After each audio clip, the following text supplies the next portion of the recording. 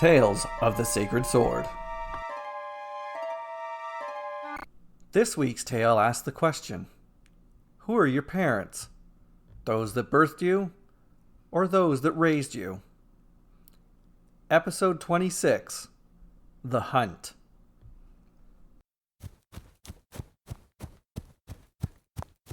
Alade raced across the field, her legs touching the ground just long enough to propel herself forward. 100 paces to her left, her father chased a doe. The doe ran for its life, unaware it was running toward Alade's hungry fangs. The doe spotted Alade and veered left. Alade and her father chased the doe in a Y formation. They couldn't chase for long. The doe was faster. So Alade made her move. She lunged and swiped and caught the doe's leg. Alade and the doe tumbled. Alade's father moved in for the kill as the doe recovered to its feet. But he was not fast enough. The doe regained her footing as Alade's father's teeth chomped air. Alade recovered to her feet just quick enough for her and her father to watch the doe flee from sight. They both panted through gritted teeth. Alade howled in frustration. If only I was faster. If my legs were the same length in the front and back, we would have caught that doe. Our bellies would be full instead of empty. Alade howled again. Father, why am I so different from the other wolves? Why am I deformed? Alade's father panted for a long time, either to catch his breath or clear his thoughts. You are different, but you are not deformed, my daughter. You are the way we found you so many years ago. But if my front legs were the same length as my back legs, I could run as fast as you, Father. We would have caught that deer, cried Alade. If your back legs weren't so long, you wouldn't be able to reach those fruits that hang low from the trees. They cannot sustain me, but you find them delicious, answered her father. But if my front paws were stronger like my back paws, I could run as fast as you, Father. We would have caught that deer, cried Alade. If your front paws were shorter and stronger, they wouldn't be as nimble, and you wouldn't be able to pick the fruits and berries that hang low in the trees. They cannot sustain me, but you find them delicious, answered her father. But if my eyes were as sharp as yours, I could have spotted that doe from 3 times as far away, and we would have caught it, cried Alade. Your eyes may not see as far as mine, my daughter, but your eyes see colors I could never imagine. Those berries you love all appear the same color to me, but to you, they were different colors altogether. Those eyes allow you to eat berries of the color that can sustain you, and avoid the color that makes you sick. Alade hung her head in despair. Her father swung his head sideways, motioning for her to follow.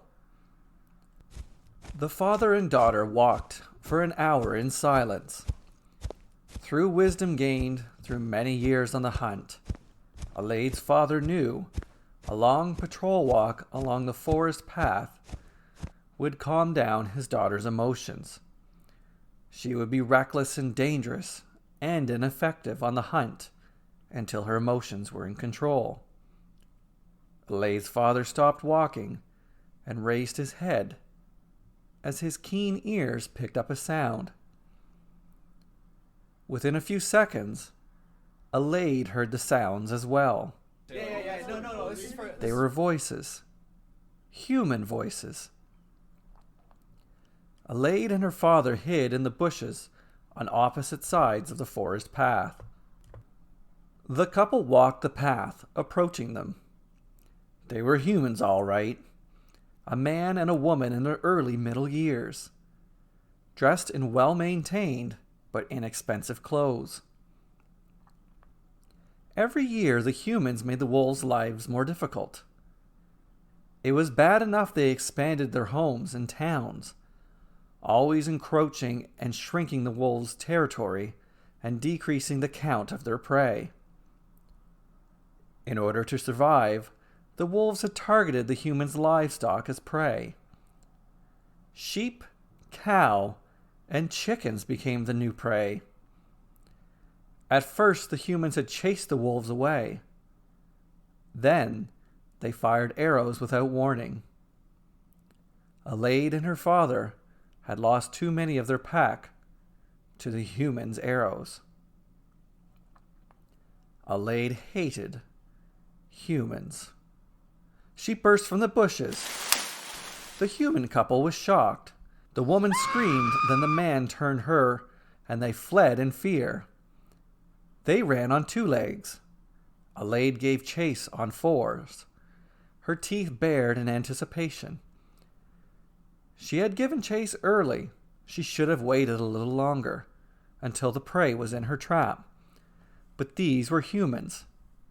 They were slow, and Alade hated them. Alade's father chased soon after. He was behind, but gaining on her. The human man tripped on a rock, falling on his face. The human woman traveled 3 more steps before realizing the man was on the ground. She turned back to help him. The man's hands clutched his ankle and he howled in pain. The woman pulled at his collar, fruitlessly trying to get him to his feet. Alade pounced upon the man. She clawed at his pant leg with her front paws and sank her teeth into his already swollen ankle. Then she let go of the man's ankle and dove for his neck. Enough, growled Alade's father. Alade stopped. Her teeth were poised at the man's throat, ready for the kill. She growled in frustration. Leave these humans alone, commanded her father. But the humans have killed so many of our pack, said Alade. Not these humans. They have given to our pack, Alade's father growled. He turned and ran into the bushes, with the expectation that Alade would follow. Alade growled again, and gave the man and woman one last glare. She hoped they would challenge her, but they didn't. Then she ran into the woods after her father. With effort from the woman, the man stood and placed most of his weight on her shoulder to support his sprained ankle. It would be a long walk home at a snail's pace. They stared at each other in disbelief. Their wilderness walks had always been peaceful. Never in their wildest dreams did they imagine they would be attacked by a wolf and a teenage girl. Silence accompanied their steps for a long while. The wolf and the wild teenage girl had almost killed them. They had almost lost their lives. The man thought of the greatest loss in their lives and then spoke. Our daughter would have been about her age. Thank you for listening to this week's episode. I write and record these tales weekly. If you enjoy them, please click the like and subscribe buttons, along with the bell notification, and leave a comment. Thank you.